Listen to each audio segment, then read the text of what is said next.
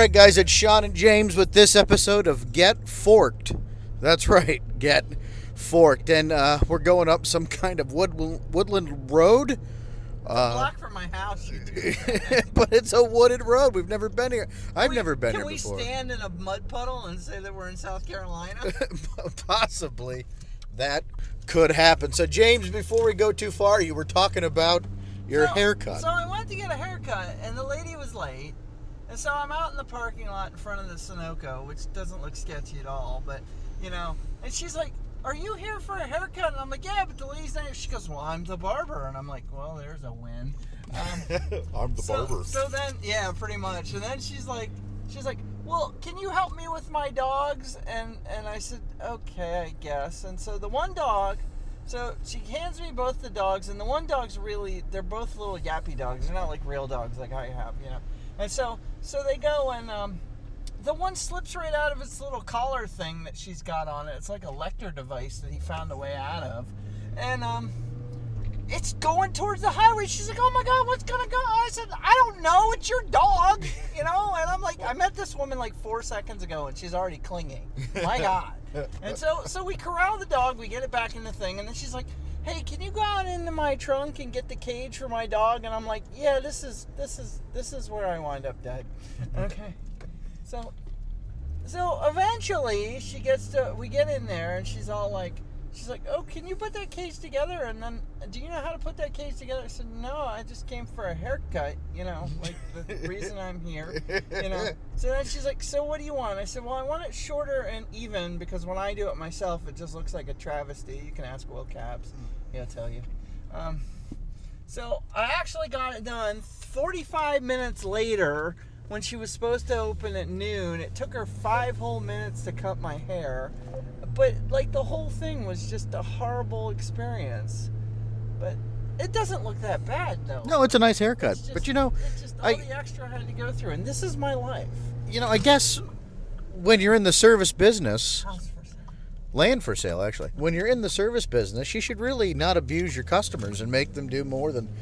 Like, you came for a haircut. Not to watch your fucking dog almost die in the highway. Oh, yeah, we're not allowed to use the That could be terrible, actually. You know, and you were just trying to get a haircut. I'm sure you can edit that crap out. I can edit anything out. It's the good. magic of the moment. I've got all kinds of magic in my moments. Yeah. So, you know, my biggest barn burner this morning was trying to drop my son off at school. They wouldn't take him? No, you've got that one parent that decides they're more important than everybody else, and they park their car. Was she a soccer mom? I couldn't get close enough to her because she just parked her car and abandoned it. The Oldsmobile Alero. I'm watching for you, woman. Oh, and my God. she just leaves it set there, and there's like a whole fleet of cars behind her waiting to drop off their kids. If your kid needs you to park your car and walk them to the door, then you need to get there at 9 o'clock and not interrupt the rest of our parents' mornings whose kids are mature enough to go into school by themselves. Or park a block away and walk the little troll in. I mean, child. Yeah, well, you're right. Park somewhere else. It pisses me off because it's just rude. Like, you're not that important in the world where you have to park. Oh, no. See, these are the children that created the children that are the snowflakes. They understand that they're as important as everything else. They just haven't kicked in yet that their children will slowly drive them to the ground. Well, they will. And it's because you idiots out there raising your kids to think they're the most important person in the universe should do us a favor and let natural selection take its course, please. Well, it will. Some horrible guy will say she's cute, and 3 kids later, she'll be like living in her father's basement because she got nothing else to go. It's horrible. It's not right. It's not right for the girl. It's not right for the society. But hey, whatever. You know. There we go. Our deep moments. Our deep Did Mormons. You just say deep moments? I meant deep moments. I've never gone deep.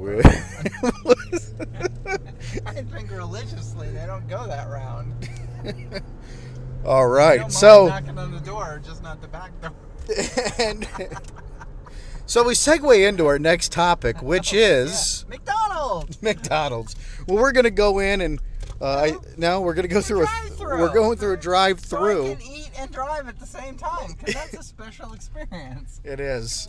And give us a few moments. We'll find a country. We're ordering. Hello. What do you want? Good morning. What can we make for you today? I would like sausage McMuffin egg 2 for $4. What kind of coffee you want? Just give me a caramel iced coffee. Can I get a caramel iced coffee? Okay, what size? Large. Large. Okay. And can I get a an unsweetened tea? Okay. The largest you got. And that's Alrighty. you're gonna eat one of the sandwiches. Yeah, sure, why not? Okay. That'll work. All right, that's good. We're not as Large fat iced today. caramel coffee, large unsweetened, 2 sausage, egg, cheese, and muffins. Yeah. Or 773 first window, please. Jesus. Well, All thanks right. for the breakfast. It's like you see the screen. It is nice. I miss the clown. All over me.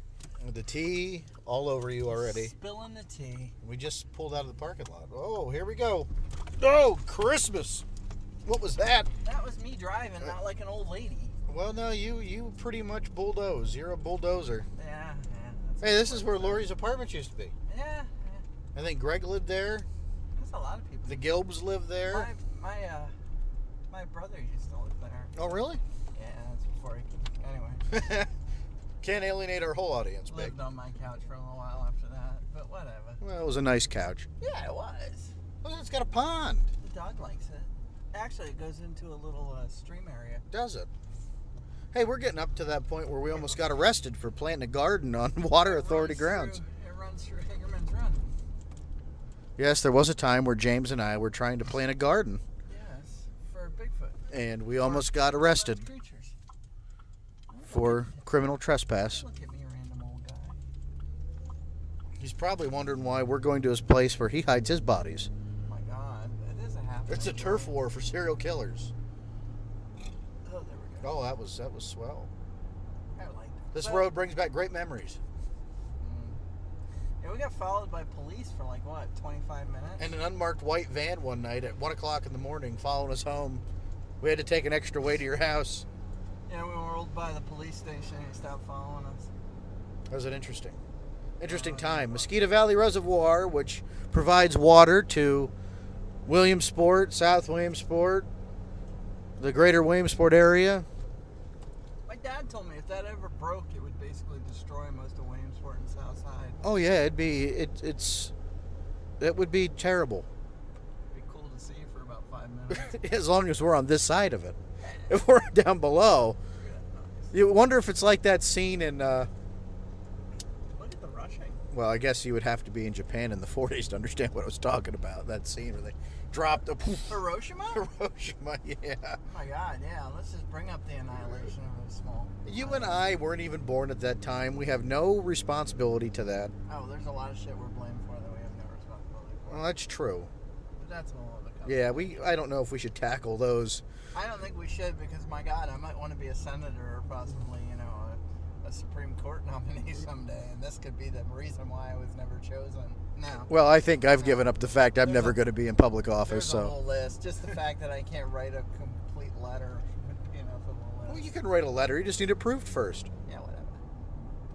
It's a slightly, holy balls, wet turn. That's not like James Bond Road at all. That was a little weak. Well, that was my fault. But we're going to approach some of these turns here. Driving. Yeah, it's 70. But, speaking of roads, we did get a chance to view the Bray Road Beast from Small Town Monsters.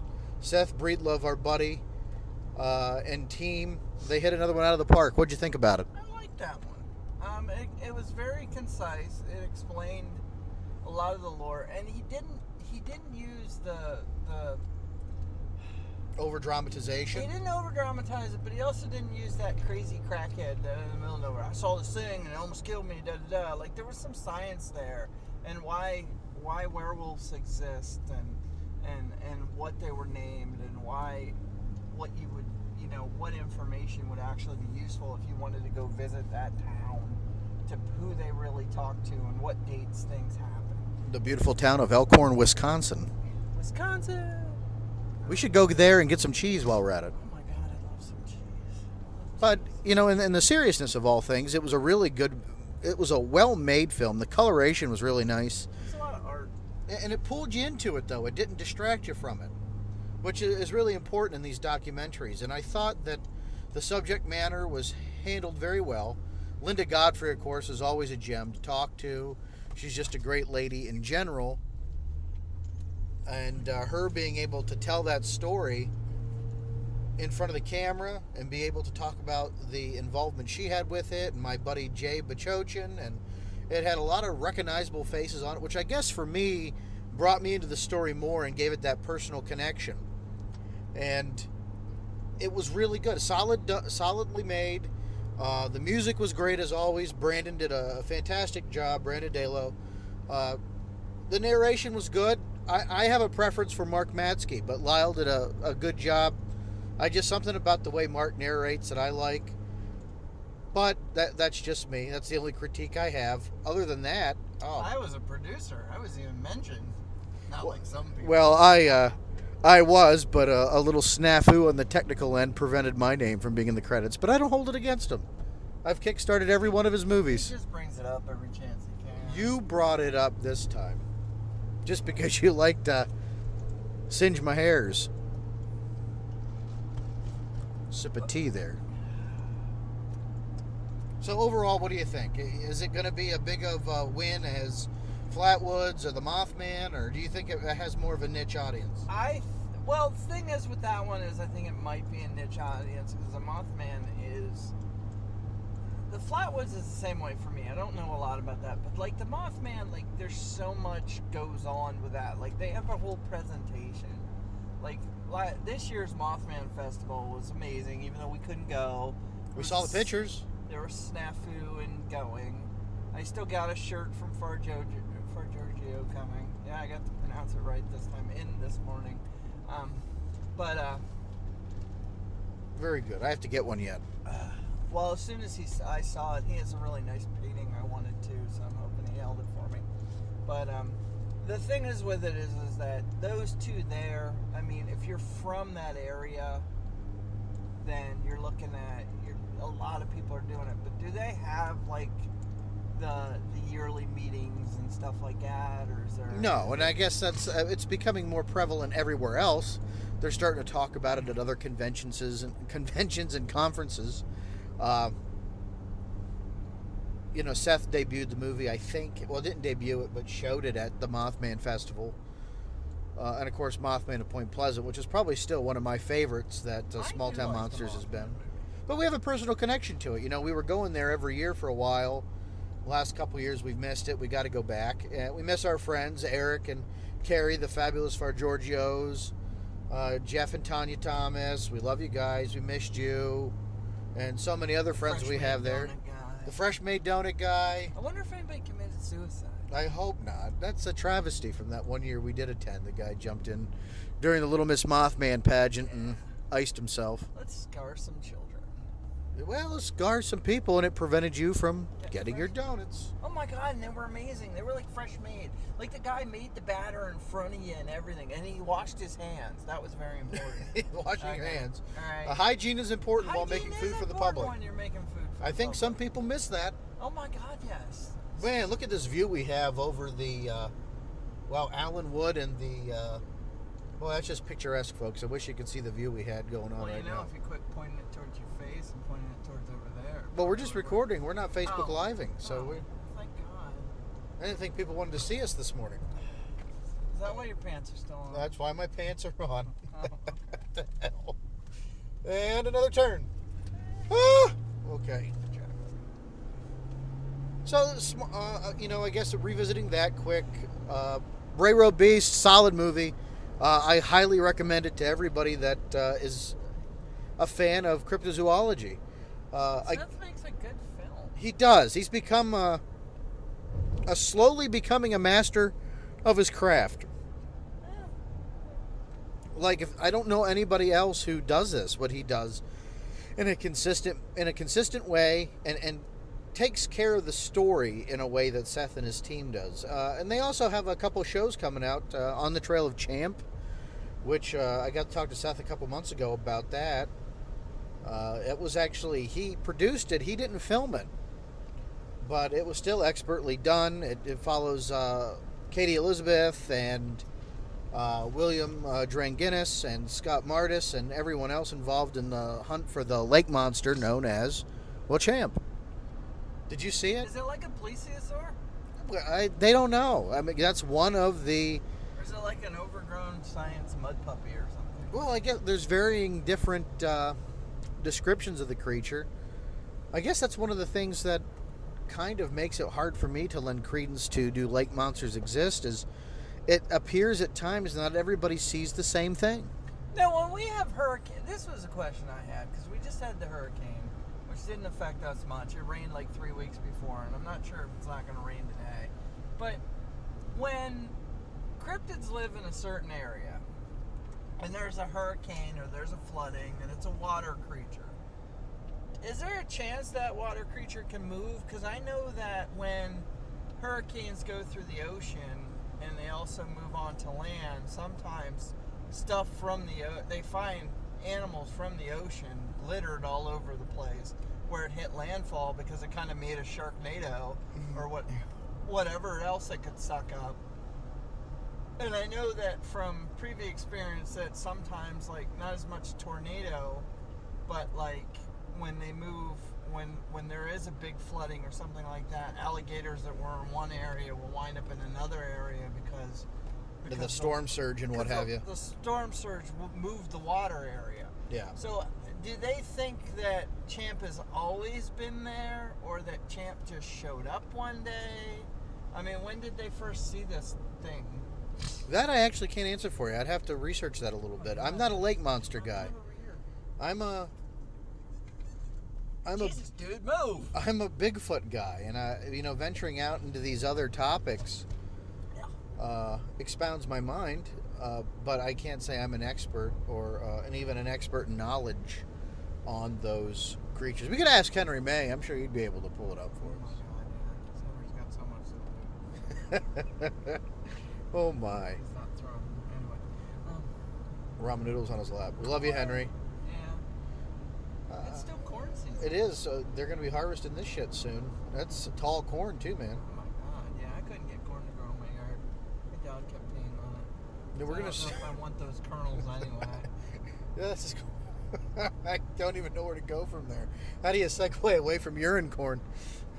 Chief Cornstalk. No, it'd be more mine, not urine. Oh my god. There's some lovely horses there. Why is this corn so salty? Oh. Well, it's the natural byproduct of dog. Oh Lord. Oh my god, these cows. Cow. Cow. Deer. I hate you for that, just so you know. So the other day we were going somewhere, and on our way back, Forker drives like a grandma in the middle of the night. I drive safely. He's doing like 10 and a 35, if not 4. Okay, and like barely whatever. And so out of nowhere, I just yelled, "Deer!" And he just freaks out and stops the car. I thought he was gonna die. And so 5 minutes, 10 minutes later, Lori from the back goes, "Deer!" Just to screw with him again. Pissed me off. It was And we sat in silence the rest of the car ride. No, we didn't. Yeah, we did. You sat in silence. I sat in while silence. We laughed at you. Yeah. Wouldn't have laughed if we would have died. Yeah. Ouch. Oh, God. The seatbelt's got me locked in. Ah, That's okay. how it works, man. Sulphur Springs Road. You're going to make it. You're going to make it. Yeah, you're good. You're good. Look at that. U-turn of goodness. Yeah, well, that's better than my usual turns. Yeah, we could have went through that fence, but Well, whatever. save that for another day. Another thing, I don't know if you're familiar with it, but my friends Clint and Mad over at the podcast OK Talk, they've been, for a while, cataloging this area known as the Devil's Creek. And these folks, there's an Amish man and his horse. That is not part of Devil's Creek. But anyhow, what's really interesting about this place is in the middle of nowhere. This lady was a photographer for National Geographic, so she's been around known animals, and she and her husband bought their dream house. And as they're out there, James, weird shit starts happening, and vocalizations, and it's just an incredible story. And anyhow, they're trying to get a GoFundMe going because a Kickstarter would take too long. A GoFundMe to get out there and catalog this area and document and research before it's sold to the next buyer. Because I think if there's any place that's going to get some of that activity, it's going to be this place, Devil's Creek. So while you're out there, folks, check it out, Devil's Creek. Selling? The family members or the owners don't feel comfortable living there anymore. So it was their dream house, but it's not their dream anymore because they hear noises in the woods. Because of whatever's visiting them. Did they not check into the property at all? I mean, Well, I guess they did, but do you really disclose that in a real estate form? Oh, hell no, I'd lie the shit out of that. Well, exactly. So Yeah. these folks buy this beautiful property, you might buy this hear house. a cougar, not a guttural roar like it's a beast. That shit never happened. Is that why they only did the walkthroughs during the day? It could be. Kind of like Money Pit, where he only did it during the day because the electrical was fried.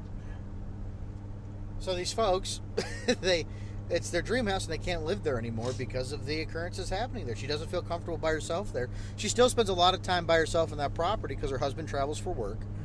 And Because he didn't want to hear her mouth. There's a lot of sound recordings being taken from there. And David Ellis, who's a researcher, Derek Randalls from the Olympic Project, they've been listening to these sound files, and it's been some creepy shit, man. I am one to startle easy. I'm not one to scare easy. I startle easy. But these sound files get the hair on my arms to stand up. They're creepy, mimicky, and just all around weird. So if you check it out, go to OK Talk, click on the Devil's Creek Saga, and you'll be able to add some funds to my buddies Clinton Matt and Shannon. Shannon's part of it too. So is he going to buy the property? No, they're just going to film on that property before it does get purchased.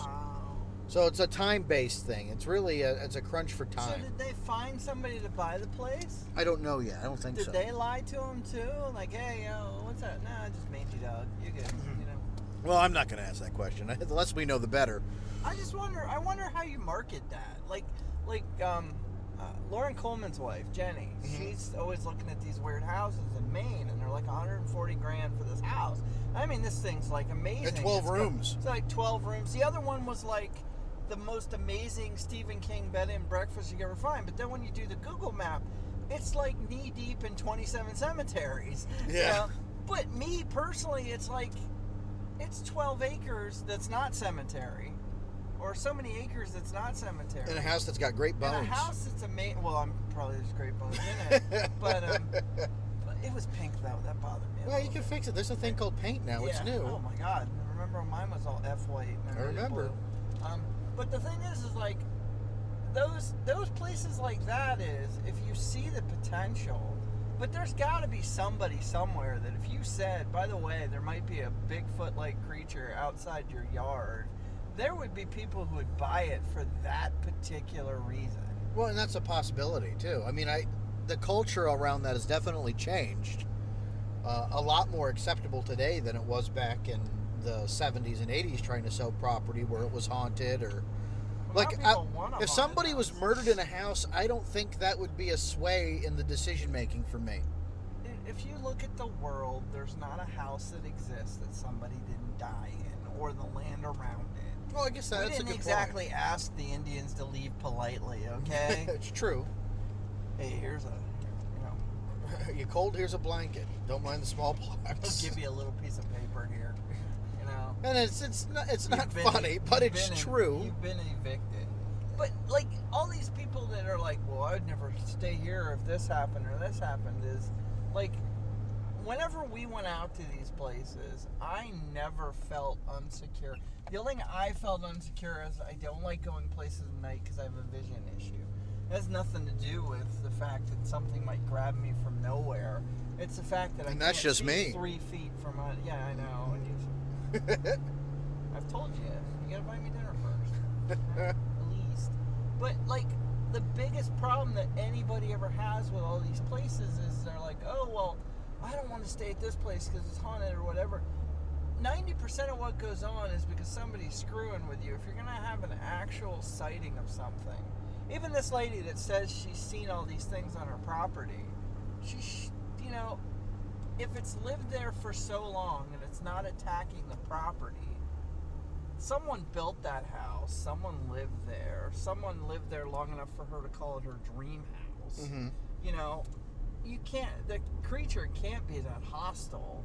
Suck it up. Or can it? Like, and I guess maybe it's just, I guess I feel her plight because if you bought this property thinking it's your dream home, and then you're being, and she didn't use this word terrorized, I'm using the word terrorized, by this creature that doesn't exist, quote unquote. There's a cop, I think. Quote unquote exist. We're doing 45-ish. They were just parking. They weren't cops. Yeah, probably getting a blowy. Sorry, didn't mean to interrupt your oral persuasion. I think they were both dudes. Anyway, If you were buying this property and you lived there and this was going on, you and I might be different, but you know damn well Jamie wouldn't want to live there. Laura wouldn't want to live there. I can't get Laura to get a house anywhere outside a city. Like Jamie wouldn't want to live there because it was in the middle of nowhere. Because there's no system. To get her and somewhere. the same with Laura. But that's part of the appeal to me. But when you have this idea in your head that this is where you want to spend the rest of your days, and then there's something out there that is menacing and you can't quite feel comfortable with it, I'd move too. I mean, is it really menacing though? And the other question is, okay, so your buddy pays for all this research, okay, and don't get me wrong, I love Shannon and all, but it's not about her. But the thing is like we pay, all these people research in this area, and it stops because the creature moves on because you're bothering. Well, and I think that's what they want to prevent. It's just a short-term project to document what's going on there. They're making a documentary. Then it moves 3 blocks down or 3 miles down, and you got some new place. That's why I think sometimes, like, we'll go back to Mothman is, I don't think the Mothman would hang out in Point Pleasant because it's too recognizable now. I got you. I understand what you're saying. I don't think the Men in Black will come back. I don't think any of that will happen in that area again, because unless there's something tied specifically to that there's some kind of reason why they were there. Would you, if you know, it's kind of like if you did something and everybody wanted, and every day you came back, there were people just hounding you. My favorite movie is Shrek. You ever see, was it Shrek Forever After? He loves a swamp, he loves whatever, but his swamp becomes like... Tourist trap. A tourist trap. And he's like, I love my family and I love my house. I'm so tired of these villagers wandering by just to take pictures and asking me to roar. You know, like like some of these cryptids, you'd think they'd move on just because, you know... Well, I think you have an understanding that these creatures may have an intelligence that other people don't, and well, I guess if they're not intelligent, a bear won't stay in an area where people have been poking around forever. Oh, it's true. But I think you also have to look at this from a newer age perspective. Is a lot of commonalities coming out amongst some researchers, is that these things aren't physical creatures; that they are paranormal or interdimensional, which I have a hard time with. But even if they're interdimensional or paranormal, the same problem goes to the thing is, paranormal creature, or we'll skip the interdimensional at the moment, but a paranormal creature is there's usually a reason it's there. Something happened, something went on, something conjured it up. Something conjured up. There's an item that it owned, and that's there. Sooner or later, you got a bunch of people hanging out. Whatever that item is going to go away. It's like, you know, but as far as the other thing, if it's interdimensional, if that's where the portal is, yeah, it's stuck. Okay, it's got to come through that way every time or whatever. You said the P word. Well, you said interdimensional. Most interdimensionals have portals or whatever. I guess, but do you put a lot of credence in that? No, yourself, I'm though? just using the math. I know. Sometimes you have to talk crazy so they listen. It's true. You know? I mean, I understand that point, but do you think we do it any justice when we start layering mysteries on top of mysteries? No, I don't think it helps it at all. It's the common problem of let the evidence, instead of having the evidence support the theory, they find evidence to support they twist the evidence to support the theory. Mm-hmm. It happens so many times. The other thing is you look at like all these places that are supposed to be mystical and whatever, and then every Tom, Dick, and Harry makes it like Disney World.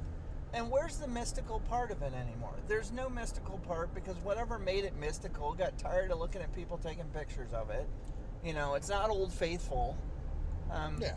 Like a lot of these places that are supposed to have all this energy, well, the problem is the energy gets sucked out of the room by 5,000 people showing up, you know, and yes, there's more belief in the system, but at the same time, it's like, it seems like all these places start to drain, or they move on, and then 10 years later, you find that the Bray Woods monster is now living in Ohio because he got tired of listening to people in Wisconsin driving him nuts, you know, or whatever the thing is. Or, you know, if these cryptids are true cryptids and there's only one or two of them and it's not interdimensional or not, then they're dead.